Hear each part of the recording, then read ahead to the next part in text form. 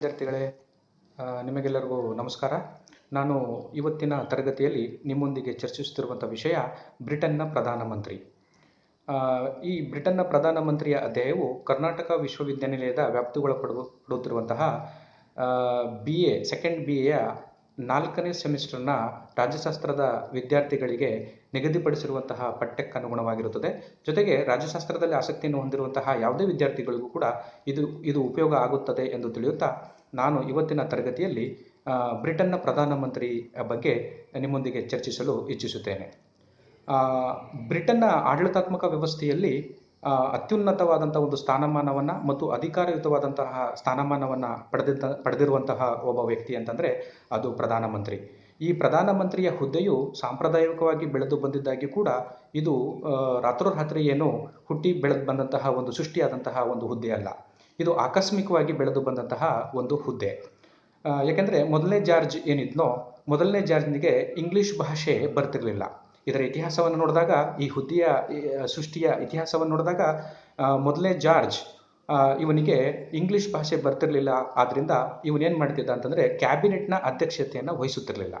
ಕ್ಯಾಬಿನೆಟ್ನ ಅಧ್ಯಕ್ಷತೆಯನ್ನು ವಹಿಸದೆ ಕಾಲಾನಂತರದಲ್ಲಿ ಅವನು ಅದನ್ನು ಬಿಟ್ಬಿಡ್ತಾನೆ. ಆ ನಂತರದಲ್ಲಿ ಸರ್ ರಾಬರ್ಟ್ ವಾಲ್ಪೋಲ್ ಎಂಬ ವ್ಯಕ್ತಿಯು ಆ ಒಂದು ಕ್ಯಾಬಿನೆಟ್ನಲ್ಲೇ ಹಿರಿಯ ವ್ಯಕ್ತಿಯಾಗಿದ್ದ. ಅವನು ನಂತರದಲ್ಲಿ ಆ ಕ್ಯಾಬಿನೆಟ್ನ ಅಧ್ಯಕ್ಷತೆಯನ್ನು ವಹಿಸಿಕೊಂಡು ಕ್ಯಾಬಿನೆಟ್ ಕಾರ್ಯಕಲಾಪಗಳನ್ನು ಮುಂದುವರಿಸುವಂಥದ್ದನ್ನು ನಾವು ನೋಡಬಹುದು. ಆ ನಂತರದಲ್ಲಿ ರಾಬರ್ಟ್ ವಾಲ್ಪೋಲ್ ಬ್ರಿಟನ್ನ ಇತಿಹಾಸದಲ್ಲಿ ಮೊದಲ ಪ್ರಧಾನಮಂತ್ರಿಯಾಗಿ ನೇಮಕವಾಗುವುದನ್ನು ಅಥವಾ ಮುಂದುವರಿಯುವುದನ್ನು ನಾವು ನೋಡಬಹುದು. ಜೊತೆಗೆ ಈ ಪ್ರಧಾನಮಂತ್ರಿಯ ಹುದ್ದೆಯ ಒಂದು ಉಲ್ಲೇಖವು ಬ್ರಿಟನ್ನ ಒಂದು ಸಾಂಪ್ರದಾಯಿಕವಾದಂತಹ ಒಂದು ವಿಕಾಸ ಹೊಂದಿದಂತಹ ಹುದ್ದೆಯಾಗಿದ್ದಾಗ್ಯೂ ಕೂಡ ಇದರ ಒಂದು ಉಲ್ಲೇಖ ಅಥವಾ ಇದರ ಮೂಲವನ್ನು ನಾವು ನೋಡಿದಾಗ ಮೊದಲೇ ಬಾರಿಗೆ ಇದು 1878ರಲ್ಲಿ ಇದರ ಮೊದಲ ಉಲ್ಲೇಖವನ್ನು ಅಥವಾ ಮೊದಲ ಸುಳಿವನ್ನು ನಾವು ನೋಡಬಹುದು. ಪ್ರಧಾನಮಂತ್ರಿಯ ಹುದ್ದೆಯ ಮೊದಲ ಉಲ್ಲೇಖವನ್ನು ನಾವು ನೋಡಬಹುದು.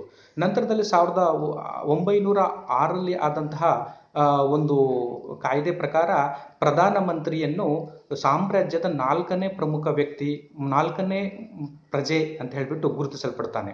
ನಂತರದಲ್ಲಿ ಪ್ರಧಾನಮಂತ್ರಿಗೆ ಕಾಯ್ದೆಬದ್ಧವಾಗಿ ಮತ್ತು ಕಾನೂನುಬದ್ಧವಾಗಿ ಗುರುತಿಸಲ್ಪಟ್ಟಂತಹ ಒಂದು ಕಾಯ್ದೆ ಏನಂತಂದರೆ ಅದು ministers of the crown act 1937. Ministers of the crown act 1937 ಪ್ರಕಾರ ಅಲ್ಲಿನ ಪ್ರಧಾನಮಂತ್ರಿಗೆ ಕಾಯ್ದೆಬದ್ಧವಾಗಿ ಪ್ರಧಾನಮಂತ್ರಿಯ ಹುದ್ದೆಯನ್ನು ಗುರುತಿಸುವಂತಹ ಒಂದು ವ್ಯವಸ್ಥೆ ಅಲ್ಲಿಗೆ ಬರುತ್ತೆ. ಅಲ್ಲಿಂದ ಇಂಗ್ಲೆಂಡ್ನ ಪ್ರಧಾನಮಂತ್ರಿಯನ್ನು ಕಾನೂನುಬದ್ಧವಾಗಿ, ಸಂವಿಧಾನಬದ್ಧವಾಗಿ ಮತ್ತು ಸಂಪ್ರದಾಯಬದ್ಧವಾಗಿಯೂ ಕೂಡ ಅವರನ್ನು ಗುರುತಿಸಿಕೊಂಡು ಕಾಲಕಾಲಕ್ಕೆ ನಡೆಯುವಂಥ ಚುನಾವಣೆಯಲ್ಲಿ ಭಾಗವಹಿಸಿ ಪ್ರಧಾನಮಂತ್ರಿಯನ್ನು ಆಯ್ಕೆ ಮಾಡುವಂತಹ ಒಂದು ಪದ್ಧತಿಯು ಇಂಗ್ಲೆಂಡ್ನಲ್ಲಿ ಈಗಲೂ ಕೂಡ ಮುಂದುವರಿಯುತ್ತಿರುವುದನ್ನು ನಾವು ನೋಡಬಹುದು. ಈಗ ಪ್ರಧಾನಮಂತ್ರಿಯ ಸ್ಥಾನಮಾನದ ಬಗ್ಗೆ ತಿಳಿದುಕೊಳ್ಳೋಣ. ಅವರ ಪೊಸಿಷನ್ ಏನು ಅನ್ನೋದ್ರ ಬಗ್ಗೆ ನಾವು ಮೊದಲೇ ಹೇಳಿದಾಗೆ ಬ್ರಿಟನ್ನ ಆಡಳಿತಾತ್ಮಕ ವ್ಯವಸ್ಥೆಯಲ್ಲಿ ಮತ್ತು ರಾಜಕೀಯ ವ್ಯವಸ್ಥೆಯಲ್ಲಿ ತುಂಬ ಅತ್ಯುನ್ನತವಾದಂತಹ ಹುದ್ದೆ ಮತ್ತು ಅಧಿಕಾರಯುತವಾದಂತಹ ಹುದ್ದೆ ಯಾವುದಂತಂದರೆ ಅದು ಪ್ರಧಾನಮಂತ್ರಿಯ ಹುದ್ದೆ. ಆದ್ದರಿಂದ ಪ್ರಧಾನಮಂತ್ರಿಯ ಹುದ್ದೆಯ ಬಗ್ಗೆ ಜೆನ್ನಿಂಗ್ಸ್ ರವರು ಏನು ಹೇಳ್ತಾರೆ ಅಂತಂದರೆ ಇದು ಸೂರ್ಯನ ಸುತ್ತಲೂ ಸುತ್ತುತ್ತಿರುವಂಥ ನಕ್ಷತ್ರಗಳ ರೀತಿಯಲ್ಲಿ ಪ್ರಧಾನಮಂತ್ರಿಯ ಸುತ್ತಲೂ ಮಂತ್ರಿಗಳು ಸುತ್ತುವ ರೀತಿ ಅಲ್ಲಿ ಇಂಗ್ಲೆಂಡ್ನಲ್ಲಿ ಇರುವುದನ್ನು ಅವರು ಗುರುತಿಸ್ತಾರೆ. ಜೆನ್ನಿಂಗ್ಸು ಈ ಒಂದು ವ್ಯಾಖ್ಯಾನವನ್ನು ಕೊಟ್ಟಿರೋದನ್ನು ನೋಡೋದಾದರೆ ಪ್ರಧಾನಮಂತ್ರಿಯ ಸ್ಥಾನಮಾನ ಎಷ್ಟು ಅಧಿಕಾರಯುತವಾದದ್ದು ಮತ್ತು ಪ್ರಬಲವಾದದ್ದು ಎಂಬುದನ್ನು ನಾವು ನೋಡಬಹುದು. ಆದ್ದರಿಂದ ಇಂಗ್ಲೆಂಡ್ನ ಪ್ರಧಾನಮಂತ್ರಿಯ ಒಂದು ಹುದ್ದೆ ತುಂಬ ಪ್ರಬಲವಾಗಿ, ಗೌರವಯುತವಾಗಿ, ಅಧಿಕಾರಯುತವಾಗಿ ನಡೆಯುತ್ತಿರುವುದನ್ನು ನಾವು ನೋಡಬಹುದು. ಇವರ ಸ್ಥಾನಮಾನವನ್ನು ನಾವು ಗಮನಿಸುವುದಾದರೆ, ಯಾಕಂದರೆ ಇಡೀ ಒಂದು ದೇಶದ ಒಂದು ರಾಜಕೀಯ ಚುಕ್ಕಾಣಿ ಅಥವಾ ಕ್ಯಾಬಿನೆಟ್ ಅಥವಾ ಸರ್ಕಾರದ ಒಂದು ಚುಕ್ಕಾಣಿ ಹಿಡಿದಿರುವಂಥದ್ದು ಇಲ್ಲಿನ ಪ್ರಧಾನಮಂತ್ರಿ. ಹೇಗೆ ಹಡಗಿಗೆ ನಾವಿಕ ಇರುವುದಿಲ್ಲವೋ ಆವಾಗ ಹಡಗು ಸಮುದ್ರದಲ್ಲಿ ಸಲೀಸಾಗಿ ಅಥವಾ ಸುಗಮವಾಗಿ ಚಲಿಸುವುದಿಲ್ಲವೋ ಅದೇ ರೀತಿಯಲ್ಲಿ ಸರ್ಕಾರದ ಚುಕ್ಕಾಣಿಯನ್ನು ಹಿಡಿಯಬೇಕಾದ್ರೆ ಅಲ್ಲಿ ಪ್ರಧಾನಮಂತ್ರಿಯ ಪಾತ್ರ ಬಹಳ ಪ್ರಮುಖವಾದದ್ದು. ಅಲ್ಲಿ ಬ್ರಿಟನ್ನ ಒಂದು ಪ್ರಧಾನಮಂತ್ರಿಯ ಹುದ್ದೆ ಏನಿದೆಯೋ ಅದು ನೈಜ ಕಾರ್ಯಾಂಗವಾಗಿ ಕೆಲಸ ಮಾಡುತ್ತೆ. ನಾಮಮಾತ್ರ ಕಾರ್ಯಾಂಗವಾಗಿ ಅಲ್ಲಿ ಸಂಪ್ರದಾಯದ ಪ್ರಕಾರ ರಾಜ ಅಥವಾ ರಾಣಿ ಅಲ್ಲಿ ಕಾರ್ಯನಿರ್ವಹಿಸುವುದನ್ನು ನಾವು ನೋಡಬಹುದು. ಅಂದರೆ ಈ ಪಾರ್ಲಿಮೆಂಟರಿ ಪದ್ಧತಿಯಲ್ಲಿ ಎರಡು ರೀತಿಯ ಕಾರ್ಯಾಂಗಗಳನ್ನು ನಾವು ಗುರುತಿಸ್ತೇವೆ. ಅದರಲ್ಲಿ ಒಂದು ನಾಮಮಾತ್ರ, ಇನ್ನೊಂದು ನೈಜ ಕಾರ್ಯಾಂಗ ಅಂತ. ನಾಮಮಾತ್ರ ಕಾರ್ಯಾಂಗವಾಗಿ ಅಲ್ಲಿನ ರಾಜಾರಾಣಿಯವರು ಕಾರ್ಯನಿರ್ವಹಿಸ್ತಾರೆ. ನೈಜ ಕಾರ್ಯಾಂಗವಾಗಿ ಅಲ್ಲಿನ ಪ್ರಧಾನಮಂತ್ರಿ ಆ ಕಾರ್ಯವನ್ನು ನಿರ್ವಹಿಸುವಂಥದ್ದು ಬರುತ್ತೆ. ಆದ್ದರಿಂದ ಇಡೀ ಒಂದು ಬ್ರಿಟನ್ನ ರಾಜಕೀಯ ಮತ್ತು ಆಡಳಿತಾತ್ಮಕ ವ್ಯವಸ್ಥೆಯನ್ನು ತೆಗೆದುಕೊಂಡ್ರೆ ಅಲ್ಲಿನ ಪ್ರಧಾನಮಂತ್ರಿಗೆ ಸಿಕ್ಕಿರುವಂತಹ ಒಂದು ಗೌರವ ಅಥವಾ ಅಧಿಕಾರ ಮತ್ತಾರಿಗೂ ಕೂಡ ಬ್ರಿಟನ್ನಲ್ಲಿ ಸಿಕ್ಕಿಲ್ಲ ಅಂತಲೇ ಹೇಳ್ಬೋದು. ಆದ್ದರಿಂದ ಅವನನ್ನು ಸೂರ್ಯನಿಗೆ ಹೋಲಿಸುವಂಥದ್ದು ಬರುತ್ತೆ. ಸೂರ್ಯನ ಸುತ್ತ ನಕ್ಷತ್ರಗಳು ಯಾವ ರೀತಿಯಲ್ಲಿ ಸುತ್ತುತ್ತಿರುತ್ತವೋ ಅದೇ ರೀತಿಯಲ್ಲಿ ಪ್ರಧಾನಮಂತ್ರಿಯ ಸುತ್ತಲೂ ಮಂತ್ರಿಗಳು ಅಥವಾ ರಾಜಕಾರಣಿಗಳು, ರಾಜಕೀಯ ವ್ಯವಸ್ಥೆ, ಅಲ್ಲಿನ ಜನ, ಅಲ್ಲಿನ ವ್ಯವಸ್ಥೆ ಅವರ ಸುತ್ತುವ ರೀತಿಯಲ್ಲಿ ಅಲ್ಲಿನ ವ್ಯವಸ್ಥೆ ಇರುವುದನ್ನು ನಾವು ನೋಡ್ಬೋದು. ಸೂರ್ಯನಿಗೆ ಯಾವ ರೀತಿಯ ಒಂದು ಸ್ಥಾನಮಾನವನ್ನು ಜಗತ್ತಿನ ನಾವು ನೀಡುತ್ತೇವೋ ಅದೇ ರೀತಿ ಇಂಗ್ಲೆಂಡಿನ ಒಂದು ರಾಜಕೀಯ ವ್ಯವಸ್ಥೆಯಲ್ಲಿ, ಆಡಳಿತಾತ್ಮಕ ವ್ಯವಸ್ಥೆಯಲ್ಲಿ ಪ್ರಧಾನಮಂತ್ರಿಗೆ ಅತ್ಯುನ್ನತವಾದಂತಹ ಸ್ಥಾನಮಾನವನ್ನು ನೀಡಿರುವುದನ್ನು ನಾವು ನೋಡಬಹುದು. ನಂತರದಲ್ಲಿ ಮಂತ್ರಿಯನ್ನು ನೇಮಕ ಮಾಡುವಂತಹ ವಿಧಾನ ಹೇಗೆ ಅನ್ನೋದರ ಬಗ್ಗೆ. ಪ್ರಧಾನಮಂತ್ರಿಯನ್ನು ನೇಮಕ ಮಾಡುವಂಥವರು ಅಲ್ಲಿನ ರಾಜ ಅಥವಾ ರಾಣಿ. ಆದರೆ ಪ್ರಧಾನಮಂತ್ರಿಯನ್ನು ನೇರವಾಗಿ ರಾಜ ಅಥವಾ ರಾಣಿ ನೇಮಕ ಮಾಡುವುದಕ್ಕೆ ಬರುವುದಿಲ್ಲ. ಯಾಕೆಂತಂದರೆ ಕಾಲಕಾಲಕ್ಕೆ ನಡೆಯುವಂತಹ ಚುನಾವಣೆ ಏನು ಇಂಗ್ಲೆಂಡ್ನಲ್ಲಿ ಪ್ರತಿ 5 ವರ್ಷಕ್ಕೊಮ್ಮೆ ಚುನಾವಣೆ ನಡೀತದೋ ಆ ಚುನಾವಣೆಯಲ್ಲಿ ಯಾವ ಪಕ್ಷ, ಅಲ್ಲಿ ಇಂಗ್ಲೆಂಡ್ನಲ್ಲಿ ದ್ವಿಪಕ್ಷ ಪದ್ಧತಿ ಅಂದರೆ 2 ಪಾರ್ಟಿ ಸಿಸ್ಟಮ್ ಜಾರಿಯಲ್ಲಿರುವುದನ್ನು ನೋಡ್ಬೋದು. ದ್ವಿಪಕ್ಷ ಪದ್ಧತಿ ಅಂತಂದರೆ ಎರಡು ಪಕ್ಷಗಳಿರುವುದನ್ನು ನೋಡ್ಬೋದು ಅಸ್ತಿತ್ವದಲ್ಲಿ. ಆ ಎರಡು ಪಕ್ಷಗಳಲ್ಲಿ ಯಾವುದಾದ್ರು ಒಂದು ಪಕ್ಷ ಚುನಾವಣೆಗೆ ಹೋಗಿ ಬಹುಮತವನ್ನು ಪಡೆದುಕೊಂಡು ಬಂದ ನಂತರ ಬಹುಮತ ಪಡೆದ ಪಕ್ಷದಲ್ಲಿ ಒಬ್ಬ ಮುಖಂಡನನ್ನು ಆ ಪಕ್ಷದ ಕಾರ್ಯಕರ್ತರು ಅಥವಾ ಪಕ್ಷದ ಮುಖಂಡರುಗಳೆಲ್ಲರೂ ಸೇರಿಕೊಂಡು ಆ ಪಕ್ಷವೇ ತನ್ನ ಪಕ್ಷದ ಮುತ್ಸದ್ದಿಯನ್ನಾಗಿ, ನಾಯಕನನ್ನಾಗಿ ಆಯ್ಕೆ ಮಾಡಿ ನಂತರದಲ್ಲಿ ಪ್ರಧಾನಮಂತ್ರಿಯ ಒಂದು ಹುದ್ದೆಗೆ ಅಥವಾ ಅವರ ನೇಮಕಕ್ಕೆ ಸೂಚಿಸುವುದನ್ನು ನಾವು ನೋಡ್ಬೋದು. ಯಾವ ಪಕ್ಷವು ಚುನಾವಣೆಯಲ್ಲಿ ಬಹುಮತವನ್ನು ಪಡೆದುಕೊಂಡಿರುತ್ತೋ ಆ ಪಕ್ಷದ ಮುಖಂಡ ಪ್ರಧಾನಮಂತ್ರಿಯಾಗಿ ಆಯ್ಕೆಯಾಗುವುದನ್ನು ನೋಡಬಹುದು. ನಂತರದಲ್ಲಿ ಸಾರ್ವತ್ರಿಕ ಚುನಾವಣೆಗಳು ನಡೆದು ಯಾವ ಪಕ್ಷವು ಬಹುಮತವನ್ನು ಪಡೆದುಕೊಂಡಿರುತ್ತದೋ ಆ ಪಕ್ಷದ ಮುಖಂಡನನ್ನು ಪ್ರಧಾನಮಂತ್ರಿಯನ್ನಾಗಿ ಆಯ್ಕೆ ಮಾಡುವಂತಹ ಒಂದು ವಿಧಾನವನ್ನು ಆ ಪಕ್ಷದಲ್ಲಿರುವಂತಹ ನಾಯಕರುಗಳೇ ಆಯ್ಕೆ ಮಾಡಿ ನಂತರದಲ್ಲಿ ಪ್ರಧಾನಮಂತ್ರಿಯನ್ನು ನೇಮಕ ಮಾಡುವಂಥ ವಿಧಾನ ಅದು ರಾಜ ಅಥವಾ ರಾಣಿಗೆ ಹೋಗುವಂಥದ್ದು ಬರುತ್ತೆ. ರಾಜ ರಾಣಿಯವರು ಸ್ವಯಂ ಪ್ರೇರಿತವಾಗಿ ಅಥವಾ ತಮಗೆ ಇಷ್ಟ ಬಂದ ರೀತಿಯಲ್ಲಿ ಅಲ್ಲಿನ ಪ್ರಧಾನಮಂತ್ರಿಗಳ ನೇಮಕ ಮಾಡುವುದಕ್ಕೆ ಅವಕಾಶ ಇಲ್ಲ. ಆ ಥರ ಮಾಡೋದಾದರೂ ಕೂಡ ಅಲ್ಲಿನ ಸಂಪ್ರದಾಯಕ್ಕೆ ವಿರುದ್ಧವಾಗಿ ನಡ್ಕೊಳ್ಬೇಕಾಗತ್ತೆ. ಅದಕ್ಕೆ ರಾಜರಾಣಿಯರಿಗೆ ಅಪವಾದಗಳು ಕೂಡ ಕಂಡು ಬರುತ್ತೆ. ಅದರಿಂದ ಯಾವುದೇ ಸಂದರ್ಭ ಬಂದರೂ ಕೂಡ ತಮ್ಮ ಇಚ್ಛೆಗೆ ಅನುಗುಣವಾಗಿ ಅವರು ಪ್ರಧಾನಮಂತ್ರಿನ ಆಯ್ಕೆ ಮಾಡುವಂಥ ವಿಧಾನ ಇಲ್ಲ. ಉದಾಹರಣೆಗೆ ವಿಕ್ಟೋರಿಯಾ ರಾಣಿ ಗ್ಲಾಡ್ಸ್ಟೋನನ್ನು ಪ್ರಧಾನಮಂತ್ರಿಯನ್ನಾಗಿ ಮಾಡಬೇಕು ಅನ್ನೋದು ಇಚ್ಛೆ ಇಲ್ಲ ಅಂದರೂ ಕೂಡ ಇಷ್ಟ ಇರಲಿಲ್ಲ. ಗ್ಲಾಡ್ಸ್ಟೋನನ್ನು ಪ್ರಧಾನಮಂತ್ರಿಯನ್ನಾಗಿ ಮಾಡಬೇಕು ಅನ್ನೋದು ವಿಕ್ಟೋರಿಯಾ ರಾಣಿಗೆ ಇಷ್ಟ ಇಲ್ಲದಿದ್ದರೂ ಕೂಡ ಚುನಾವಣೆಯಲ್ಲಿ ಬಹುಮತ ಪಡೆದ ಪಕ್ಷದ ಮುಖಂಡನಾದ್ರಿಂದ ಅವರನ್ನು ಅನಿವಾರ್ಯವಾಗಿ ಪ್ರಧಾನಮಂತ್ರಿಯ ಹುದ್ದೆಗೆ ಆಯ್ಕೆ ಮಾಡುವಂತಹ ಒಂದು ಸಂದರ್ಭ ಬರುತ್ತೆ. ಯಾಕೆಂದರೆ ಬಹುಮತ ಪಡೆದ ಪಕ್ಷದ ವ್ಯಕ್ತಿಯನ್ನೇ ಆಯ್ಕೆ ಮಾಡಿಕೊಂಡು ಪ್ರಧಾನಮಂತ್ರಿಯನ್ನಾಗಿ ನೇಮಕ ಮಾಡುವಂಥ ಒಂದು ಸಂಪ್ರದಾಯ ಇಂಗ್ಲೆಂಡ್ನಲ್ಲಿ ಬಂದಿರೋದ್ರಿಂದ ರಾಜರಾಣಿಯರಾದರೂ ಕೂಡ ತಮಗೆ ಇಷ್ಟ ಬಂದಂಥ ವ್ಯಕ್ತಿಗಳನ್ನು ಆಯ್ಕೆ ಮಾಡೋಕ್ಕೆ ಬರೋದಿಲ್ಲ. ಅದರಿಂದ ಪ್ರಧಾನಮಂತ್ರಿಯವರನ್ನ ನೇಮಕ ಮಾಡುವಾಗ ರಾಜರಾಣಿಯರು ಬಹುಮತ ಪಡೆದಂಥ ಪಕ್ಷದ ಮುಖಂಡರನ್ನ ಕರೆದು ಪ್ರಧಾನಮಂತ್ರಿಯನ್ನಾಗಿ ನೇಮಕ ಮಾಡಿ ಪ್ರಧಾನಮಂತ್ರಿಯು ಸೂಚಿಸಿದಂತಹ ವ್ಯಕ್ತಿಗಳನ್ನು ಇತರೆ ಮಂತ್ರಿಗಳನ್ನಾಗಿ ನೇಮಕ ಮಾಡುವಂತಹ ವಿಧಾನವನ್ನು ನಾವು ಅಲ್ಲಿ ನೋಡ್ತೀವಿ. ಪ್ರಧಾನಮಂತ್ರಿ ನೇಮಕ ಮಾಡುವಂಥ ರಾಜರಾಣಿಯಾದರೂ ಕೂಡ ಇತರೆ ಮಂತ್ರಿಗಳನ್ನು ನೇರವಾಗಿ ರಾಜರಾಣಿಯರು ಮಾಡೋದಿಲ್ಲ. ಪ್ರಧಾನಮಂತ್ರಿಗಳ ಆಯ್ಕೆ ಆದ ನಂತರದಲ್ಲಿ ಪ್ರಧಾನಮಂತ್ರಿಗಳು ತಮಗೆ ಬೇಕಾದಂತಹ ಸಮರ್ಥರಾದಂತಹ ವ್ಯಕ್ತಿಗಳನ್ನು ಆಯ್ಕೆ ಮಾಡಿ ಅದರ ಪಟ್ಟಿಯನ್ನು ರಾಜರಾಣಿಯರಿಗೆ ಕೊಡ್ತಾರೆ. ನಂತರದ ರಾಜರಾಣಿಯರು ಇತರೆ ಮಂತ್ರಿಗಳ ನೇಮಕ ಮಾಡುವಂಥ ಒಂದು ಪದ್ಧತಿ ಇಂಗ್ಲೆಂಡ್ನಲ್ಲಿ ಇರುವಂಥದ್ದು. ನಂತರ ನಾವು ಈಗ ನೋಡೋದಾದರೆ ಪ್ರಧಾನಮಂತ್ರಿಯ ಅಧಿಕಾರ ಮತ್ತು ಕಾರ್ಯಗಳು. ಅಂದರೆ ಪ್ರಧಾನಮಂತ್ರಿಯ ಹುದ್ದೆ ಅಷ್ಟೊಂದು ಅಧಿಕಾರಯುತವಾಗಿದ್ದರೂ ಕೂಡ, ಗೌರವಯುತವಾಗಿದ್ದರೂ ಕೂಡ, ಮತ್ತು ಇಂಗ್ಲೆಂಡ್ನಲ್ಲಿ ಬಹಳ ಪ್ರಮುಖವಾಗಿ ಕಾಣುವಂಥ ಒಂದು ಹುದ್ದೆ ಅಂದರೆ ಪ್ರಧಾನಮಂತ್ರಿ. ಅದರಿಂದ ಇವರ ಕಾರ್ಯವೂ ಕೂಡ ಅಷ್ಟೇ ಪ್ರಮುಖವಾಗಿರುತ್ತೆ, ಅಷ್ಟೇ ಜವಾಬ್ದಾರಿಯಾಗಿರುತ್ತೆ. ಅದರಿಂದ ಪ್ರಧಾನಮಂತ್ರಿ ಅಧಿಕಾರ ಮತ್ತು ಕಾರ್ಯಗಳನ್ನು ನೋಡಿದಾಗ, ಮೊದಲನೇ ಅಧಿಕಾರವನ್ನು ನೋಡಿದಾಗ ಅವ್ರನ್ನ ಅದು ಸರ್ಕಾರವನ್ನು ರಚಿಸುವಂಥ ಒಂದು ಕಾರ್ಯ. ಪ್ರಧಾನಮಂತ್ರಿಯ ಮೊದಲೇ ಕಾರ್ಯ ಏನಂತಂದರೆ, ಸಾಮಾನ್ಯ ಚುನಾವಣೆಯಲ್ಲಿ ಬಹುಮತ ಪಡೆದ ನಂತರದಲ್ಲಿ ಆ ಪಕ್ಷದಿಂದ ಆಯ್ಕೆಯಾಗಿ ನಂತರದಲ್ಲಿ ಸರ್ಕಾರವನ್ನು ರಚಿಸುವಂಥ ಕೆಲಸವನ್ನು ಅವನು ಮಾಡ್ತಾನೆ. ಯಾಕಂದರೆ ಅವನ ಆಯ್ಕೆ ಆದ ನಂತರ ರಾಜಾರಾಣಿಯರು ಅವನ ನೇಮಕ ಮಾಡಿದ ನಂತರದಲ್ಲಿ ಅವನು ತನಗೆ ಬೇಕಾದಂಥ ವ್ಯಕ್ತಿಗಳ ಒಂದು ಪಟ್ಟಿಯನ್ನು ನೀಡಿ ನಂತರದಲ್ಲಿ ಇತರೆ ಮಂತ್ರಿಗಳನ್ನು ನೇಮಿಸಿಕೊಂಡು ಸರ್ಕಾರವನ್ನು ಸುಸೂತ್ರವಾಗಿ ಮತ್ತು ಸಮರ್ಥವಾಗಿ ನಿಭಾಯಿಸಿಕೊಂಡು ನಡೆಸಿಕೊಂಡು ಹೋಗುವಂಥ ಒಂದು ಕೆಲಸವನ್ನು ಅಲ್ಲಿನ ಪ್ರಧಾನಮಂತ್ರಿಯು ಮಾಡಬೇಕಾಗತ್ತೆ. ಅದರಿಂದ ಪ್ರಧಾನಮಂತ್ರಿಯ ಮೊದಲ ಕಾರ್ಯ ಏನಂತಂದರೆ ಸರ್ಕಾರವನ್ನು ರಚಿಸುವಂಥ ಒಂದು ಕಾರ್ಯ. ಈ ಸರ್ಕಾರವನ್ನು ರಚಿಸುವಂಥ ಕಾರ್ಯ ಅಷ್ಟು ಸುಲಭವಾಗಿರೋದಿಲ್ಲ. ಯಾಕೆಂದರೆ ಎಲ್ಲರನ್ನೂ ಕೂಡ ಬ್ಯಾಲೆನ್ಸ್ ಮಾಡಿ ಸಮತೋಲನಕ್ಕೊಳಪಡಿಸಿ ಸಮರ್ಥರನ್ನೇ ಆಯ್ಕೆ ಮಾಡುವಂಥ ಒಂದು ಸ್ಥಿತಿ ಪ್ರಧಾನಮಂತ್ರಿಗೆ ಬರುತ್ತೆ. ಆದ್ದರಿಂದ ಅಲ್ಲಿ ಧರ್ಮ, ಜಾತಿ ಮತ್ತು ಅಲ್ಲಿನ ಪ್ರದೇಶಗಳು, ವೇಲ್ಸ್, ಸ್ಕಾಟ್ಲ್ಯಾಂಡ್, ಐರ್ಲ್ಯಾಂಡ್, ಈ ಪ್ರದೇಶಕ್ಕೆ ಒಂದು ರೆಪ್ರೆಸೆಂಟೇಷನ್ ಸಿಗಬೇಕು. ಮತ್ತು ತನ್ನ ಸರ್ಕಾರವು ಸುಗಮವಾಗಿ ಸುಲಲಿತವಾಗಿ ನಡಿಬೇಕಾದ್ರೆ ಉತ್ತಮ ಮತ್ತು ಸಮರ್ಥ ವ್ಯಕ್ತಿಗಳನ್ನೇ ಆಯ್ಕೆ ಮಾಡಿ ಸರ್ಕಾರವನ್ನು ನಡೆಸುವಂಥ ಒಂದು ಕಾರ್ಯವನ್ನು ಪ್ರಧಾನಮಂತ್ರಿ ಮಾಡಬೇಕಾಗತ್ತೆ. ಇದು ಒಂದು. ಎರಡನೇದಾಗಿ ಖಾತೆಗಳ ಹಂಚಿಕೆ. ಪ್ರಧಾನಮಂತ್ರಿಗಳು ಸರ್ಕಾರವನ್ನು ರಚನೆ ಮಾಡಾದ್ಮೇಲೆ, ಮಂತ್ರಿಗಳ ರಚನೆ ಮಾಡಾದ ನಂತರದಲ್ಲಿ ಖಾತೆಗಳನ್ನು ಅಂದರೆ ಪೋರ್ಟ್ಫೋಲಿಯೋನ ಹಂಚಿಕೆ ಮಾಡುವಂಥ ಕೆಲಸವೂ ಕೂಡ ಅವನಿಗೆ ಬರುತ್ತೆ. ಅದರಿಂದ ಆ ಖಾತೆಗಳನ್ನು ಹಂಚಿಕೆ ಮಾಡುವಾಗ ಸಮರ್ಥರನ್ನು, ಆ ಒಂದು ಖಾತೆ ನಿಭಾಯಿಸುವಂಥ ಸಾಮರ್ಥ್ಯವನ್ನು ಹೊಂದಿರುವವರನ್ನು ಮತ್ತು ಎಲ್ಲರ ಜೊತೆಗೆ ಹೊಂದಾಣಿಕೆಯನ್ನು ಮಾಡಿಕೊಂಡು ಸರ್ಕಾರದ ಕೆಲಸ ಕಾರ್ಯಗಳಿಗೆ ಯಾವುದೇ ಧಕ್ಕೆ ಬರದ ರೀತಿಯಲ್ಲಿ ನಡೆದುಕೊಂಡು ಹೋಗುವಂಥ ಮತ್ತು ಆ ಖಾತೆಯನ್ನು ನಿಭಾಯಿಸುವಂಥ ಸಾಮರ್ಥ್ಯವನ್ನು ಹೊಂದಿರುವಂಥ ವ್ಯಕ್ತಿಗಳನ್ನು ನೋಡಿ, ಜೊತೆಗೆ ಇತರೆ ಧರ್ಮ, ಜಾತಿ ಅಥವಾ ಆ ಪ್ರದೇಶವನ್ನು ಕಡೆಗಣಿಸ್ತೇನೆ, ಅವ್ರಿಗೆ ಪ್ರಾತಿನಿಧ್ಯತೆಯನ್ನು ಕೊಡುವಂಥ ಒಂದು ಉದ್ದೇಶವನ್ನು ಇಟ್ಕೊಂಡು ಖಾತೆಗಳನ್ನು ಹಂಚಿಕೆ ಮಾಡುವಂಥ ಕಾರ್ಯವನ್ನು ಕೂಡ ಪ್ರಧಾನಮಂತ್ರಿ ಮಾಡಬೇಕಾಗತ್ತೆ. ಮೂರನೇದಾಗಿ ಕ್ಯಾಬಿನೆಟ್ನ ಕಾರ್ಯಾಧ್ಯಕ್ಷ. ಕ್ಯಾಬಿನೆಟ್ ಅಂದ್ರೇ ಸರ್ಕಾರ ಅಂದ್ರೇ ಕ್ಯಾಬಿನೆಟ್ನ ನಡೆಸೋರು ಯಾರು ಅಂತಂದರೆ ಪ್ರಧಾನಮಂತ್ರಿ. ಕ್ಯಾಬಿನೆಟ್ನ ಮುಖ್ಯಸ್ಥರು ಅಥವಾ ಅದರ ಅಧ್ಯಕ್ಷತೆಯನ್ನು ವಹಿಸುವವರು ಪ್ರಧಾನಮಂತ್ರಿಯೇ ಆಗಿರ್ತಾರೆ.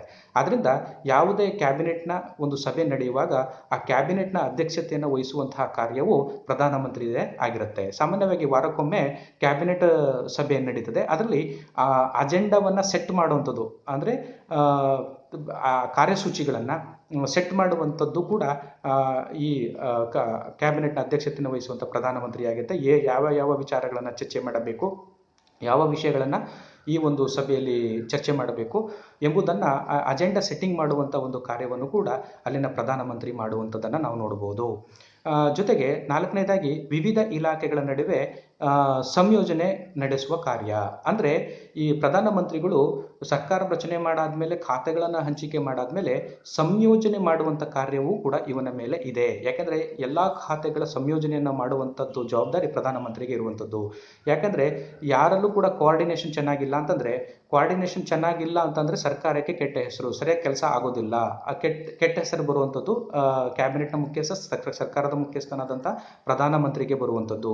ಯಾರೇ ಏನು ತಪ್ಪು ಮಾಡಿದರೂ ಕೂಡ ಪ್ರಧಾನಮಂತ್ರಿಗೆ ಕೆಟ್ಟ ಹೆಸರು ಬರುವಂಥದ್ದು. ಆದ್ದರಿಂದ ಕ್ಯಾಬಿನೆಟ್ ಒಂದು ಈ ವ್ಯವಸ್ಥೆಯಲ್ಲಿ, ಪಾರ್ಲಿಮೆಂಟರಿ ವ್ಯವಸ್ಥೆಯಲ್ಲಿ ಬಹಳ ಪ್ರಮುಖವಾಗಿ ಏನಂತಂದರೆ ಖಾತೆಗಳ ಹಂಚಿಕೆ ಆದಮೇಲೆ ನಂತರದಲ್ಲಿ ಮಂತ್ರಿಗಳ ನಡುವೆ ಸಂಯೋಜನೆಯನ್ನು ಉಂಟು ಮಾಡುವುದು, ಯಾವುದೇ ವಿವಾದಗಳು, ಗೊಂದಲಗಳು ಉಂಟಾಗದೇನೆ ನೋಡಿಕೊಂಡು ಎಲ್ಲರೂ ಕೂಡ ಸೇರಿಕೊಂಡು ಒಗ್ಗಟ್ಟಿನಲ್ಲಿ ಕೆಲಸ ಮಾಡುವಂಥ ಕಾರ್ಯವನ್ನು ಮಾಡಿಸುವಂಥ ಜವಾಬ್ದಾರಿ ಅಲ್ಲಿನ ಪ್ರಧಾನಮಂತ್ರಿಗೆ ಇರುವಂಥದ್ದು. ಆಮೇಲೆ ಐದನೇದಾಗಿ ಮಂತ್ರಿಗಳ ಮೇಲೆ ನಿಯಂತ್ರಣ. ಅಂದರೆ ಪ್ರಧಾನಮಂತ್ರಿಗಳು ಇಡೀ ಕ್ಯಾಬಿನೆಟ್ನ ಮುಖ್ಯಸ್ಥರಾಗಿರ್ತಾರೆ. ಅದರಿಂದ ಮಂತ್ರಿಗಳು ಅವರ ಅಂಡರ್ನಲ್ಲೇ ಕೆಲಸ ಮಾಡಬೇಕಾಗತ್ತೆ. ಪ್ರಧಾನಮಂತ್ರಿಗಳ ವಿರುದ್ಧವಾಗಿ ಯಾವುದೇ ಮಂತ್ರಿಗಳು ಅವರ ವಿರುದ್ಧವಾಗಿ ಮಾತನಾಡೋದಾಗಲಿ, ಸರ್ಕಾರದ ವಿರುದ್ಧವಾಗಿ ಮಾತನಾಡೋದಾಗಲಿ ಯಾವುದೇ ಕೆಲಸಗಳನ್ನು ಅವರು ಮಾಡಬಾರ್ದು. ಮಾಡಿದರೆ ಅವರನ್ನು ಪ್ರಧಾನಮಂತ್ರಿಯು ಆ ಹುದ್ದೆಯಿಂದ ವಜಾಗೊಳಿಸುವಂಥದ್ದು ಅಥವಾ ರಾಜೀನಾಮೆ ಕೊಡಿಸುವಂಥ ಕೆಲಸ ಕಾರ್ಯಗಳನ್ನು ಪ್ರಧಾನಮಂತ್ರಿಯವರು ಮಾಡಬೇಕಾಗತ್ತೆ. ಆ ದೃಷ್ಟಿಯಿಂದ ಇವರು ಇಡೀ ಒಂದು ಮಂತ್ರಿಗಳನ್ನು ಕಂಟ್ರೋಲ್ ಮಾಡುವಂಥದ್ದು ಅಥವಾ ನಿಯಂತ್ರಣ ಮಾಡುವಂಥ ಜವಾಬ್ದಾರಿ ಕೂಡ ಪ್ರಧಾನಮಂತ್ರಿಗೆ ಸೇರಿರುವಂಥದ್ದು. ಆಮೇಲೆ ಆರನೇದಾಗಿ ರಾಜಾರಾಣಿ ಸಲಹೆಗಾರ ಹಾಗೂ ಸಂಪರ್ಕ ಸೇತುವೆ ಇದ್ದಂತೆ. ಅಂದರೆ ರಾಜಾರಾಣಿಯರಿಗೆ ಪ್ರಧಾನಮಂತ್ರಿಯಾದವರು ರಾಜ ಅಥವಾ ರಾಣಿಯರಿಗೆ ಸಂಪರ್ಕ ಸೇತುವೆ. ಅಂದರೆ ಕ್ಯಾಬಿನೆಟ್ನಲ್ಲಿ ನಡೆದಂತಹ ಚರ್ಚೆ, ಅಲ್ಲಿ ತೆಗೆದುಕೊಂಡ ತೀರ್ಮಾನಗಳು, ಅಲ್ಲಿ ಚರ್ಚಿಸಲ್ಪಟ್ಟಂಥ ವಿಚಾರಗಳು, ಇದರ ಬಗ್ಗೆ ಅಥವಾ ಸರ್ಕಾರದ ಯಾವುದೇ ನೀತಿ ನಿಯಮಗಳ ಬಗ್ಗೆ ಪ್ರಧಾನಮಂತ್ರಿಗಳು ನೇರವಾಗಿ ರಾಜಾರಾಣಿಯರ ಅರಮನೆಗೆ, ಬಕಿಂಗ್ಹ್ಯಾಮ್ನಲ್ಲಿರುವಂಥ ಅರಮನೆಗೆ ಭೇಟಿ ಕೊಟ್ಟು ಅಲ್ಲಿ ರಾಜಾರಾಣಿಯರಿಗೆ ತಾವು ತೆಗೆದುಕೊಂಡಂತಹ ತೀರ್ಮಾನ ಅಥವಾ ಒಂದು ಯೋಜನೆ ಅಥವಾ ಯಾವುದಾದ್ರು ಒಂದು ನೀತಿ ನಿಯಮಗಳ ಬಗ್ಗೆ ಅವರು ರಾಜಾರಾಣಿಯರಿಗೆ ತಿಳಿಸುವಂತಹ ಒಂದು ಕರ್ತವ್ಯ ಕೂಡ ಅಲ್ಲಿನ ಪ್ರಧಾನಮಂತ್ರಿಗಳಿಗೆ ಇರುವಂಥದ್ದು. ಅದರಿಂದ ಪ್ರಧಾನಮಂತ್ರಿಯನ್ನ ರಾಜ ಅಥವಾ ರಾಣಿಯರ ನಡುವಿನ ಒಂದು ಸಂಪರ್ಕ ಸೇತುವೆ ಅಂತಲೇ ನಾವು ಹೇಳ್ಬೋದು. ಆಮೇಲೆ ಏಳನೇದಾಗಿ ಸಾಮಾನ್ಯ ಸಭೆಯನ್ನು ವಿಸರ್ಜಿಸುವಂಥ ಅಧಿಕಾರ. ಹೌಸ್ ಆಫ್ ಕಾಮನ್ಸ್ ಅಥವಾ ಸಾಮಾನ್ಯ ಸಭೆ ಅಂತ ಏನಿದೆಯೋ ಅದು ಕೆಳಮನೆಯಾಗಿದೆ. ಇಂಗ್ಲೆಂಡ್ನ ಕೆಳಮನೆ ಸಾಮಾನ್ಯ ಸಭೆ. ಅದನ್ನು ವಿಸರ್ಜಿಸುವಂಥ ಅಧಿಕಾರವು ಕೂಡ ಪ್ರಧಾನಮಂತ್ರಿಗೆ ಇರುವಂಥದ್ದು. ಇಡೀ ಇಂಗ್ಲೆಂಡ್ನ ಆಡಳಿತ ವ್ಯವಸ್ಥೆಯಲ್ಲಿ ಅಥವಾ ರಾಜಕೀಯ ವ್ಯವಸ್ಥೆಯಲ್ಲಿ ಸರ್ಕಾರವನ್ನು ವಿಸರ್ಜಿಸುವಂತಹ ಜೊತೆಗೆ ಸಾಮಾನ್ಯ ಸಭೆಯನ್ನು ವಿಸರ್ಜಿಸುವಂತಹ ಏಕೈಕ ಅಧಿಕಾರ ಇರುವಂಥದ್ದು ಪ್ರಧಾನಮಂತ್ರಿಗೆ. ತನಗೆ ಯಾವಾಗ ಆಡಳಿತ ನಡೆಸೋಕೆ ಇಷ್ಟ ಇರೋದಿಲ್ಲವೋ ಅಥವಾ ತನಗೆ ಯಾವುದೇ ರೀತಿಯ ಸರಿಯಾದ ರೀತಿಯ ಒಂದು ಸಂಯೋಜನೆ, ಸಪೋರ್ಟ್ ಅಂದರೆ ಸಹಕಾರ, ಬೆಂಬಲ ಸಿಗ್ತಾ ಇಲ್ಲ ಅಂತ ಕಂಡುಬಂದಾಗ ಇಡೀ ಒಂದು ಸರ್ಕಾರ ಅಥವಾ ಒಂದು ವ್ಯವಸ್ಥೆ, ರಾಜಕೀಯ ವ್ಯವಸ್ಥೆ ಅಂದರೆ ಸಾಮಾನ್ಯ ಸಭೆಯನ್ನು ವಿಸರ್ಜನೆಯನ್ನು ಮಾಡಿ ಪುನಃ ಚುನಾವಣೆಗೆ ಹೋಗುವಂಥ ಒಂದು ಅಧಿಕಾರ ಅಲ್ಲಿನ ಪ್ರಧಾನಮಂತ್ರಿಗೆ ಮಾತ್ರ ಇರುವಂಥದ್ದು. ಈ ಒಂದು ಅಧಿಕಾರವನ್ನು ಬಳಸಿಕೊಂಡು ಸಾಮಾನ್ಯ ಸಭೆಯನ್ನು ವಿಸರ್ಜಿಸುವಂಥ ಒಂದು ಶಿಫಾರಸನ್ನು ಅಲ್ಲಿನ ರಾಜ ಅಥವಾ ರಾಣಿಯರಿಗೆ ನೀಡುವಂಥ ಅಧಿಕಾರ ಅಲ್ಲಿನ ಪ್ರಧಾನಮಂತ್ರಿಗೆ ಇರುವಂಥದ್ದು. ಆಮೇಲೆ ಎಂಟನೇದಾಗಿ ಸಾಮಾನ್ಯ ಸಭೆಯ ಧುರೀಣನಾಗಿ ಕರ್ತವ್ಯವನ್ನು ನಿರ್ವಹಿಸುವಂಥದ್ದು. ಪಾರ್ಲಿಮೆಂಟರಿ ವ್ಯವಸ್ಥೆ ಒಳಗೆ ಸಾಮಾನ್ಯ ಸಭೆ ಭಾಳ ಪವರ್ಫುಲ್ ಆಗಿರುವಂಥದ್ದು. ಅದರಲ್ಲಿ ಬಹುಮತ ಪಡೆದಂಥ ಪಕ್ಷದ ವ್ಯಕ್ತಿ ಬಹಳ ಪ್ರಮುಖವಾಗಿ, ಅಧಿಕಾರಯುತವಾಗಿ, ಗೌರವಯುತವಾಗಿ ನಡೆದುಕೊಳ್ಳುವಂಥದ್ದನ್ನು ನಾವು ನೋಡ್ಬೋದು ಪಾರ್ಲಿಮೆಂಟರಿ ವ್ಯವಸ್ಥೆ ಒಳಗಡೆ. ಅದೇ ರೀತಿಯಲ್ಲಿ ಇಂಗ್ಲೆಂಡ್ನಲ್ಲೇ ಸಾಮಾನ್ಯ ಸಭೆಯ ಧುರೀಣನಾಗಿ ಅಲ್ಲಿನ ಪ್ರಧಾನಮಂತ್ರಿ, ಯಾಕಂದರೆ ಸಾಮಾನ್ಯ ಸಭೆಯಿಂದನೇ ಅಲ್ಲಿನ ಯಾವ ಪಕ್ಷವು ಬಹುಮತವನ್ನು ಪಡೆದುಕೊಂಡು ಆಯ್ಕೆಯಾಗಿರುತ್ತೋ ಆ ಪಕ್ಷದ ಮುಖಂಡನನ್ನು ಪ್ರಧಾನಮಂತ್ರಿಯನ್ನಾಗಿ ಆಯ್ಕೆ ಮಾಡಲಾಗಿರುತ್ತೆ. ಆದ್ದರಿಂದ ಸಾಮಾನ್ಯ ಸಭೆಯಲ್ಲಿ ಒಂದು ಪ್ರಮುಖವಾದಂತಹ ಒಂದು ವ್ಯಕ್ತಿ ಅಂತಂದರೆ ಅದು ಪ್ರಧಾನಮಂತ್ರಿ. ಅದರಿಂದ ಅಲ್ಲಿನ ಸಾಮಾನ್ಯ ಸಭೆಯ ಒಂದು ಧುರೀಣನಾಗಿಯೂ ಕೂಡ ಅವನು ಕೆಲಸವನ್ನು ನಿರ್ವಹಿಸ್ತಾನೆ. ಜೊತೆಗೆ ತನ್ನ ಸರ್ಕಾರವನ್ನು ಡಿಫೆಂಡ್ ಮಾಡ್ಕೊಳ್ಬೇಕಾಗತ್ತೆ. ಸಾಮಾನ್ಯ ಸಭೆಯಲ್ಲಿ ಚರ್ಚೆ ಮಾಡುವಂಥ ಸಂದರ್ಭದಲ್ಲಿ ತನ್ನ ಸರ್ಕಾರವನ್ನು, ತನ್ನ ಮಂತ್ರಿಗಳನ್ನು ಡಿಫೆಂಡ್ ಮಾಡ್ಕೊಳ್ಬೇಕಾಗತ್ತೆ. ತನ್ನ ಸರ್ಕಾರ ಜಾರಿಗೆ ತಂದಂಥ ಕಾರ್ಯಕ್ರಮಗಳು, ಯೋಗಕ್ಷೇಮ ಕಾರ್ಯಕ್ರಮಗಳು, ಪಾಲಿಸಿಗಳ ಬಗ್ಗೆ ಅವರು ಡಿಫೆಂಡ್ ಮಾಡ್ಕೊಳ್ಬೇಕಾಗತ್ತೆ. ಇತರೆ ಸದಸ್ಯರುಗಳು ಮಂತ್ರಿಗಳಿಗೆ ಅಥವಾ ಪ್ರಧಾನಮಂತ್ರಿಗಳನ್ನು ಪ್ರಶ್ನಿಸುವಾಗ ಅದಕ್ಕೆ ಸರಿಯಾದ ಉತ್ತರವನ್ನು ಕೊಡಬೇಕಾಗತ್ತೆ. ಇವೆಲ್ಲವೂ ಕೂಡ ಪ್ರಧಾನಮಂತ್ರಿಯ ಒಂದು ಜವಾಬ್ದಾರಿ ಕೂಡ ಆಗಿರುತ್ತೆ. ಆಮೇಲೆ 9ನೇದಾಗಿ ನೇಮಕದ ಅಧಿಕಾರಗಳು. ಪ್ರಧಾನಮಂತ್ರಿ ಹುದ್ದೆಯು ಬಹಳ ಪ್ರಮುಖವಾದಂಥ ಹುದ್ದೆ ಬ್ರಿಟನ್ನಲ್ಲಿ. ಈ ಒಂದು ಹುದ್ದೆಯು ತುಂಬ ಗೌರವಯುತವಾಗಿ, ಅಧಿಕಾರಯುತವಾಗಿರೋದ್ರಿಂದ ಸಂವಿಧಾನಬದ್ಧವಾಗಿಯೇ ತುಂಬ ಅಧಿಕಾರವನ್ನು ಕೊಟ್ಟಿರುವಂಥದ್ದು. ನೇಮಕದ ಅಧಿಕಾರ ಅಂತಂದರೆ ಸಾಮಾನ್ಯವಾಗಿ ಕ್ಯಾಬಿನೆಟ್ ನೈಜ ಕಾರ್ಯಾಂಗವಾಗಿರೋದ್ರಿಂದ ಬ್ರಿಟನ್ನಲ್ಲಿ ನಡೆಯುವಂಥ ಎಲ್ಲ ನೇಮಕಗಳು ಪ್ರಧಾನಮಂತ್ರಿಯ ಒಂದು ಅಥವಾ ಕ್ಯಾಬಿನೆಟ್ನ ಶಿಫಾರಸಿನಿಂದಲೇ ಆಗುವಂಥದ್ದು.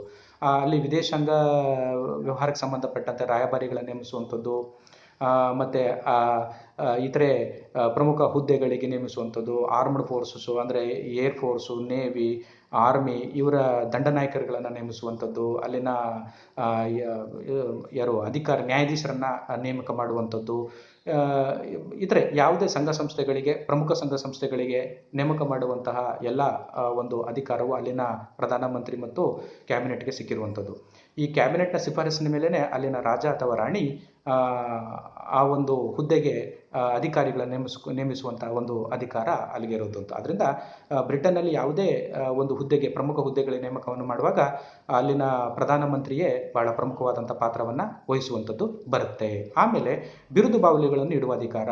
ಬ್ರಿಟನ್ನ ಪ್ರಧಾನಮಂತ್ರಿಗೆ ಬಿರುದು ಬಾವಲಿಗಳನ್ನು ನೀಡುವಂಥ ಅಧಿಕಾರವೂ ಕೂಡ ಇದೆ. ಯಾಕೆಂದರೆ ಆ ರಾಷ್ಟ್ರದಲ್ಲಿ ಸೇವೆ ಸಲ್ಲಿಸಿದಂತಹ, ರಾಷ್ಟ್ರದ ಪ್ರಗತಿಯಲ್ಲಿ, ಅಭಿವೃದ್ಧಿಯಲ್ಲಿ ಪ್ರಮುಖ ಪಾತ್ರ ವಹಿಸಿದಂತಹ ಯಾವುದೇ ವ್ಯಕ್ತಿಗಳನ್ನು ಅವರು ಗುರುತಿಸಿ ಅವರಿಗೆ ಬಿರುದು ಬಾವಲಿಗಳನ್ನು ಕೊಡುವಂಥ ಒಂದು ವ್ಯವಸ್ಥೆ ಇದೆ.